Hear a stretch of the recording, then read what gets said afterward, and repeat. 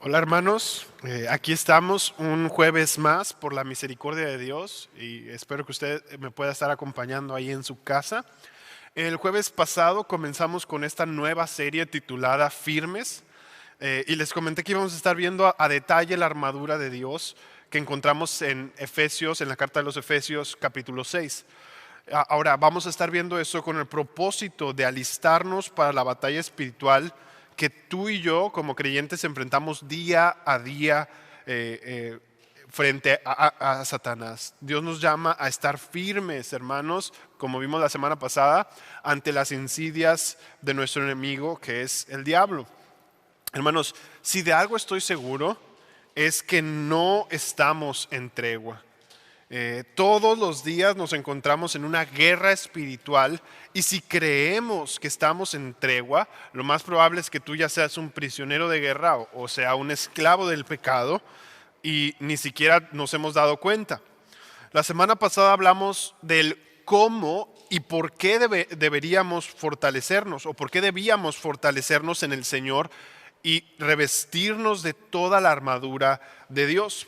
Hablamos de que tenemos un enemigo y ese enemigo busca derribarnos y destruirnos y es por esa razón, porque tenemos un enemigo que está buscando nuestra destrucción, que nosotros debemos estar firmes en el campo de batalla.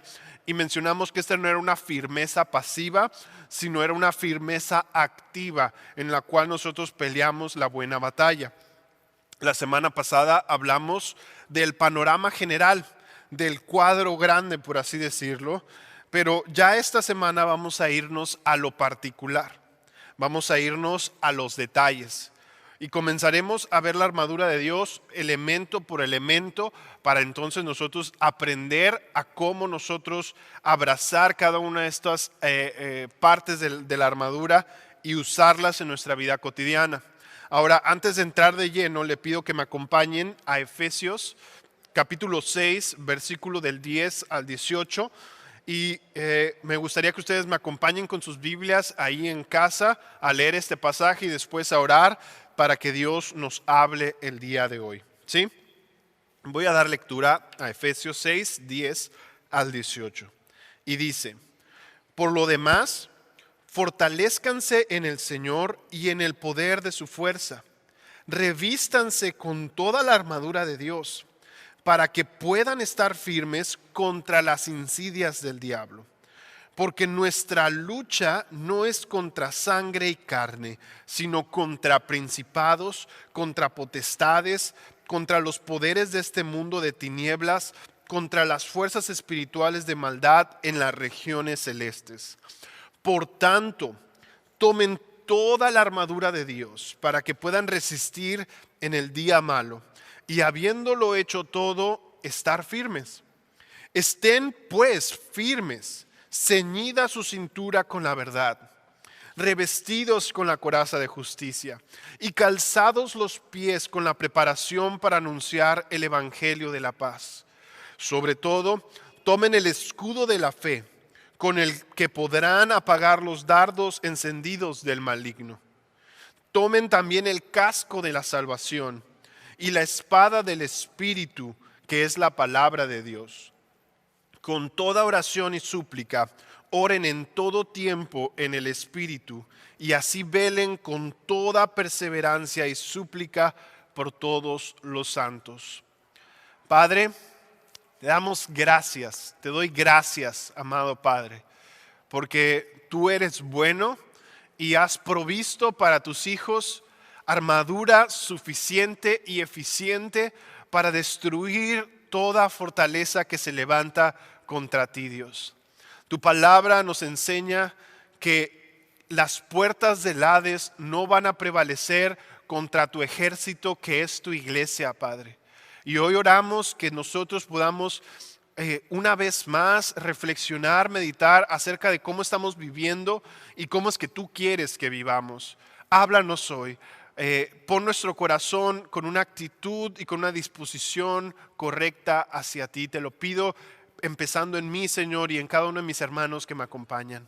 Te lo pido en el nombre de Jesús. Amén. Amén. Bueno, hermanos, ponerse la armadura de Dios, como vimos la semana pasada, no es como vestirse con la ropa que tenemos en nuestro closet. No es como que tenemos varias opciones o como si pudiéramos mezclar o combinar lo que a nosotros nos gusta o como nos gusta vernos. No, hermanos, la armadura de Dios no se trata de nuestras preferencias personales. La armadura de Dios tampoco son los rasgos piadosos personales que nosotros podamos tener. No es como que la armadura de Dios es mi paciencia o lo misericordioso que yo soy o lo generoso que yo soy. La armadura de Dios son recursos providenciales de la gracia de Dios que Dios nos otorga para que nosotros podamos hacer frente a las insidias del diablo en nuestras vidas. Y créanme, Satanás va a buscar destruir nuestras vidas. Por lo tanto, hermanos, la armadura de Dios no es algo, como leemos, algo en la carne, sino es algo espiritual. Y se aplica por fe en nuestras vidas todos los días. Todos los días tenemos que usar esta armadura que Dios ha provisto para nosotros. Así que comencemos a ponernos el día de hoy esta armadura que nos enseña Pablo.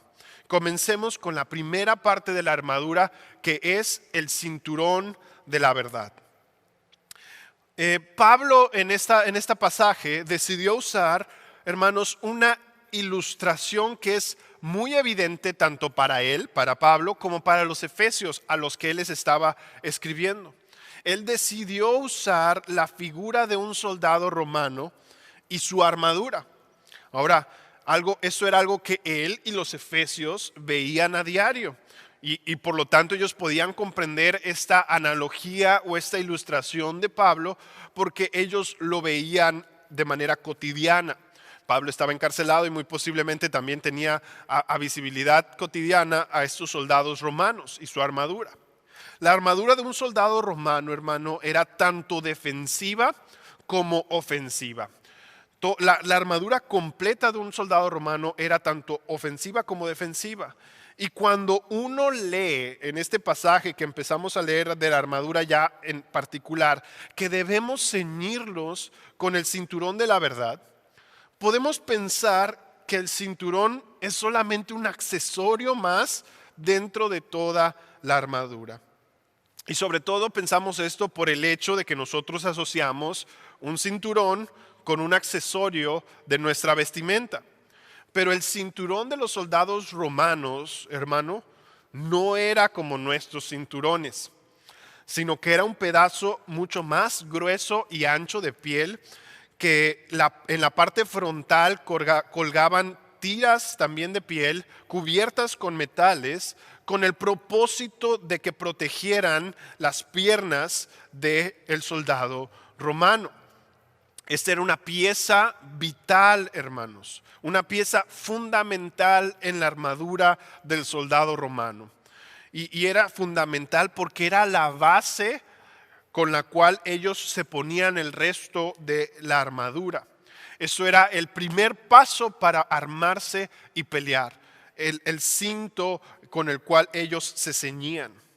Se dice que cuando un soldado se iba a sentar y se iba a relajar, cuando un soldado romano iba a estar en descanso, él se quitaba este cinturón y podía relajarse, pero que una vez que él iba a la guerra o iba a estar alerta o en guardia, él tenía que ponerse primero que nada este cinturón, de tal manera que este cinturón implicaba que él ya estaba listo para la pelea, que él ya estaba listo, alistándose para pelear. No solo esto, también este cinturón que usaban los romanos era lo que sostenía la espada del soldado y cualquier otro accesorio que ellos pudieran cargar consigo, era lo que sostenía esto. Y a su vez también este cinturón servía para mantener unida la coraza que ellos usaban como protección. Recordemos también, hermanos, que en los tiempos de Jesús todas las personas usaban túnicas, ¿sí? Esta era la vestimenta habitual, todo el mundo usaba túnicas. y no era la excepción para los soldados romanos. Es por eso que sin el cinturón los soldados no podían moverse con la libertad que ellos, con la libertad que ellos querían.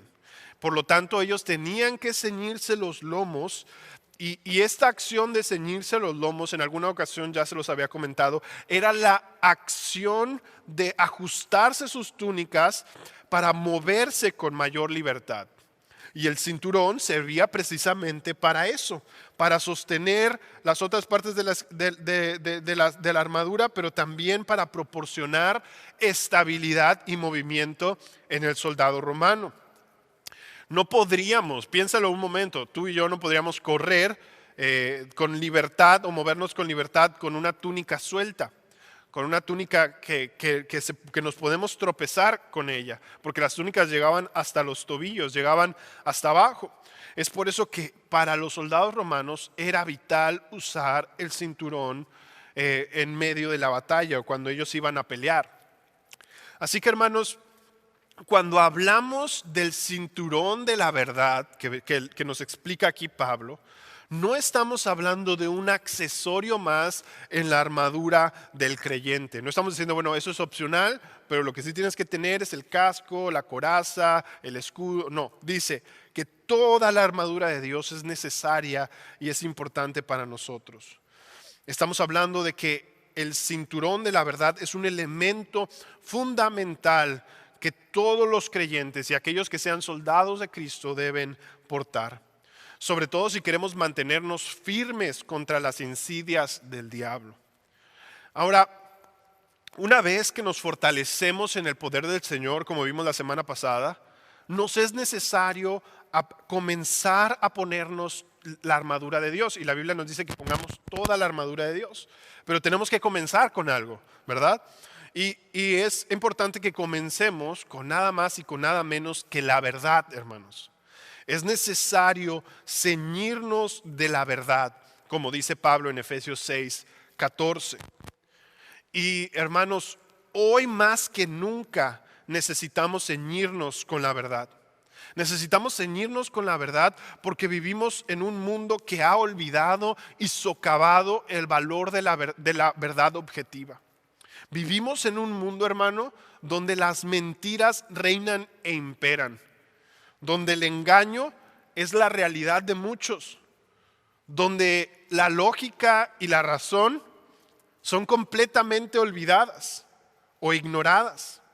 Vivimos en tiempos, hermano, donde los algoritmos son los que construyen las cosmovisiones de las personas, el cómo piensan y cómo ven el mundo. Lo hacen muchas veces algoritmos en las redes sociales. Y es por eso que la gente piensa de tal manera o de tal forma, engañándose a sí mismo. Vivimos en tiempos, hermanos, donde las redes sociales son las que nos educan de manera astuta a nosotros y a nuestros hijos. ¿Y a qué nos educan? Las redes sociales nos educan a menospreciar la verdad y a perder nuestras convicciones, a no tener convicciones firmes. Sobre todo porque vemos que en ese mundo las convicciones cambian de manera cotidiana y constante. Vivimos en tiempos, hermanos, donde las noticias falsas, las famosas fake news, son más comunes y más cotidianas. Vivimos en tiempos donde el individuo es el centro y donde el egoísmo es alabado y aplaudido. Es por eso, hermanos, que hoy más que nunca los creyentes no podemos vivir sin estar ceñidos con la verdad. Tú y yo como creyentes no podemos vivir en este mundo tan engañoso sin ceñirnos con la verdad. Vivimos en un mundo caído, hermanos. Esto es lo que dice Dios. Vivimos en un mundo caído, donde el príncipe de la potestad del aire, que reina, como dice en Efesios un poco atrás, donde el padre de la mentira opera en todos aquellos que no han rendido su vida al señorío de Cristo.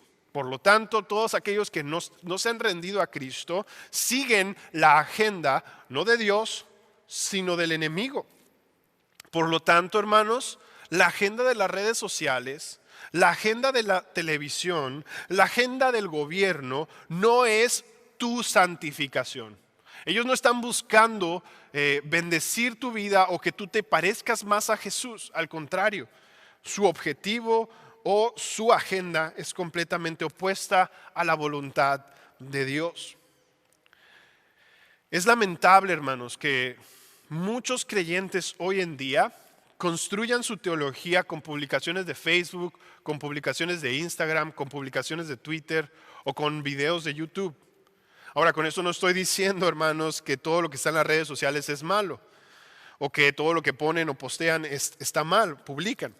Pero como soldados de Cristo, hermano, debemos construir nuestras convicciones en base a una verdad objetiva, una verdad que no cambia. Y esa verdad solamente la encontramos en Cristo y en su palabra. En ningún otro lugar vas a encontrar la verdad objetiva más que en su palabra. Cuando Pablo nos dice que nos ciñamos la cintura con la verdad, cuando Pablo habla de esto, cuando Pablo habla o expresa la palabra de la verdad, él está hablando de algo muy particular, hermanos. Él está hablando de esa verdad objetiva de Dios que ha sido asimilada en nuestras vidas y aplicada en nuestras vidas de manera personal y experiencial, de tal manera que nos fortalece en nuestro interior y nos ayuda a vivir con integridad, con sinceridad, con convicción. Ahora, permítanme explicar esto con calma y a detalle. Cuando decimos que está hablando de la verdad objetiva de Dios, cuando Pablo está aquí hablando de que nos ciñamos con la verdad y esta verdad es la verdad objetiva de Dios, estamos diciendo que esta verdad no es cuestión de opinión o votación. Hoy en día muchos ven la verdad como algo relativo, no como algo absoluto y objetivo. Muchos dicen cosas como: si eso es la verdad para ti, está bien. Y si no es la verdad, pues también está bien. O otros dicen: pues cada quien tiene su verdad. Y todas las verdades son igual de válidas. Todas las verdades son correctas. Dicen esto sin darse cuenta de su aparente y obvia contradicción. Y pues lamentablemente, hermanos, esto no sucede exclusivamente con los incrédulos. Hay muchos creyentes que lamentablemente piensan de esta manera y dicen: bueno, pues la verdad es lo que cada quien opine, lo que cada quien crea.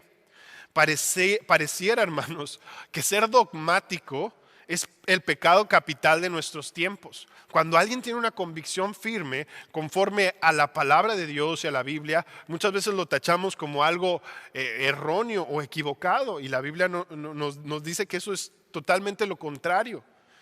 Nosotros, como hijos de Dios, creemos que la verdad es objetiva. La verdad, hermanos, es objetiva porque proviene de Dios mismo. Y por lo tanto, la verdad no es cuestión de opinión. O bueno, por lo menos no es cuestión de nuestra opinión, sino de la opinión de Dios. O sea, hermanos, para que me entiendan, lo que Dios dice que es verdad, nos guste o no nos guste. Si Dios dijo que Él creó al ser humano varón y hembra, eso es lo que somos. Y cualquier opinión o afirmación diferente es mentira. ¿Por qué? Porque la verdad de la palabra es la verdad objetiva. Y créanme, esto no nos hace a nosotros intolerantes, como algunos podrían pensar. Nos hace ser sinceros a nuestras convicciones en un mundo lleno de hipocresía. En un mundo donde muchas veces lo que creemos y lo que decimos está en contradicción directa. Así que, hermanos, escuchemos hoy su voz. Ahora, esta verdad objetiva, verdad objetiva de la cual está hablando Pablo, que debemos ceñirnos, es una que no solamente tiene que ser creída, sino que es una verdad objetiva que tiene que ser creída, asimilada y aplicada en nuestras vidas de manera personal y experiencial. ¿Y qué decimos con esto, hermanos? Recordemos que los demonios creen que Dios es uno y tiemblan. Mas tú y yo sabemos el destino de los demonios. No se trata de ser oidores de la verdad. No se trata de eso. Se trata de ser hacedores de la verdad. Necesitamos abrazar y vivir la verdad objetiva de Dios en nuestras vidas cotidianas. Tenemos que ser informados por su verdad absoluta en nuestro diario vivir, de tal manera que esas convicciones han permeado, han penetrado en mí y las vivo. La verdad objetiva de Dios, hermanos, debe informar nuestra mente y nuestro corazón de tal manera que esa información de la verdad de Dios lleve a que baje de nuestra mente a nuestro corazón y de nuestro corazón a nuestras manos, a ponerlo por práctica. Si yo creo, piense esto, si yo creo que Dios me perdonó de mis pecados y del castigo eterno en el sacrificio de Cristo Jesús, si yo creo esto, esta verdad, la verdad de que he sido perdonado, aplicada y asimilada en mi vida, se ve reflejada en un carácter perdonador, en un carácter que sabe pasar las ofensas. De esta manera es como yo ciño mi mente, mi corazón, con la verdad objetiva de Dios, con la verdad de que Él me ha perdonado.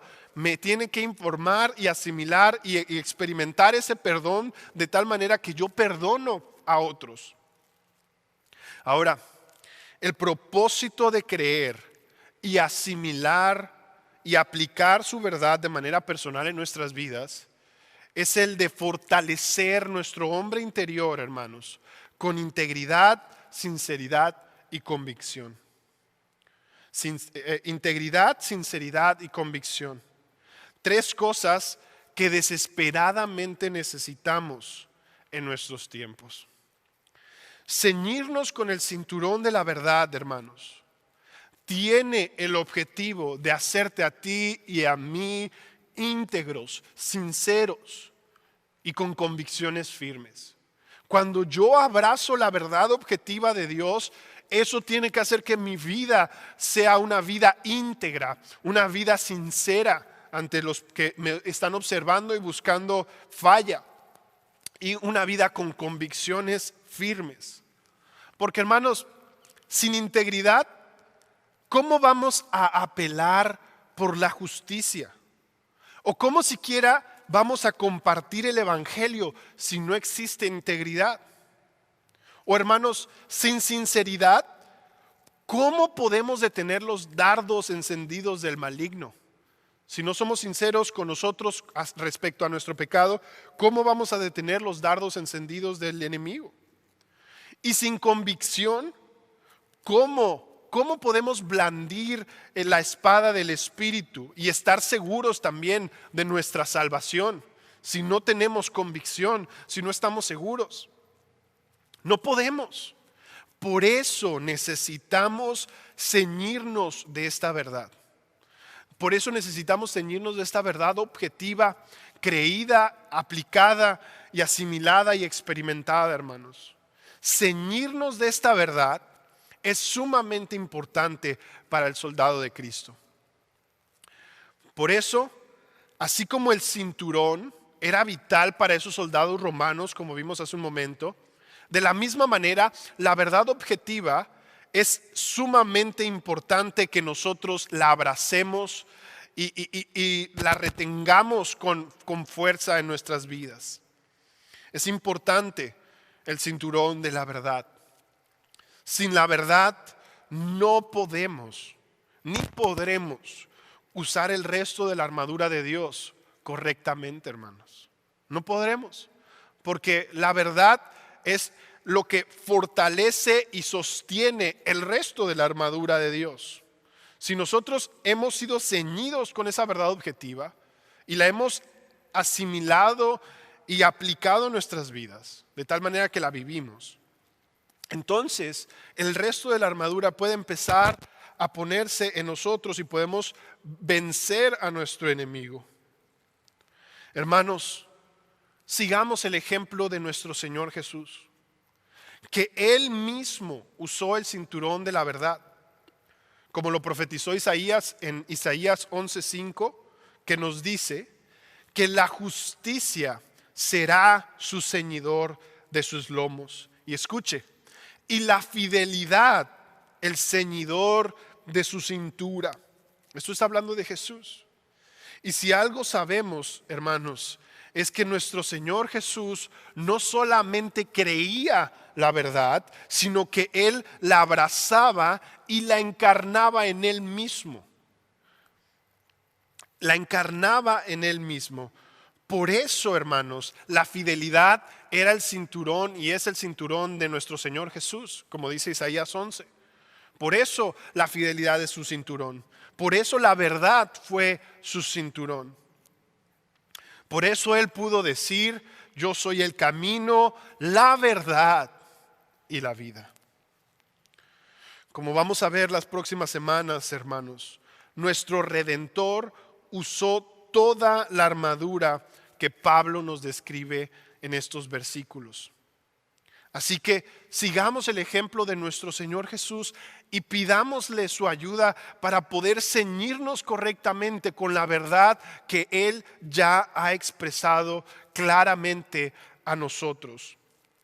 Pidámosle al Señor que no la dejemos suelta, esta verdad, que no la ciñamos de manera superficial o temporal, sino que la ciñamos en nuestros corazones y se vuelva parte de nosotros esta verdad objetiva.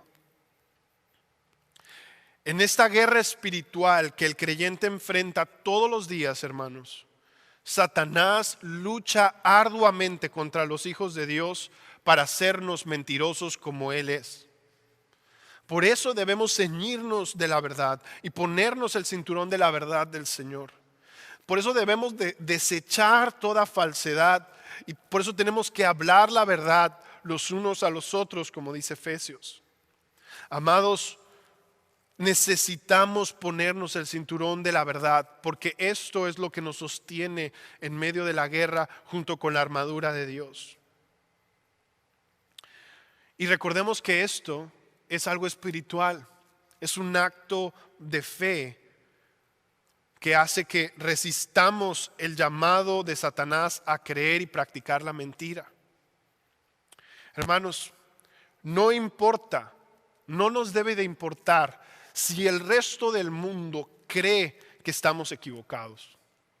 Si el mundo dice que al yo creer la verdad objetiva de Dios, que Dios nos creó, por ejemplo, a su imagen y a su semejanza, varón y hembra, si yo creo esto y el resto del mundo dice que yo estoy mal, hermanos, no temamos, que no nos importe. Si nos hemos aferrado a la única verdad absoluta, no temamos. Porque todas las verdades falsas o las falsas verdades, tarde que temprano cambiarán o desaparecerán. Pero la palabra de Dios y la verdad de Dios, esa, hermanos, la verdad de Dios nunca cambiará. Así que démosle gracias a Dios que su verdad objetiva es eterna, es perfecta, es justa. Y abracémosla y asimilémosla en nuestro corazón y en nuestra vida cotidiana. Así que pidámosle al Señor que podamos comenzar a armarnos con esta armadura de Dios y que empecemos con ceñirnos con la verdad. Acompáñenme en su casa a orar y pedirle al Señor que Él sea el que nos ayude a poder asimilar y vivir y experimentar la verdad objetiva de Dios en nuestras vidas como creyentes. Padre, todas tus verdades son fieles y son verdaderas. Todas tus palabras son verdaderas, Señor. Enséñame, te suplico, a abrazarlas y aferrarme a ellas por encima de cualquier otra cosa.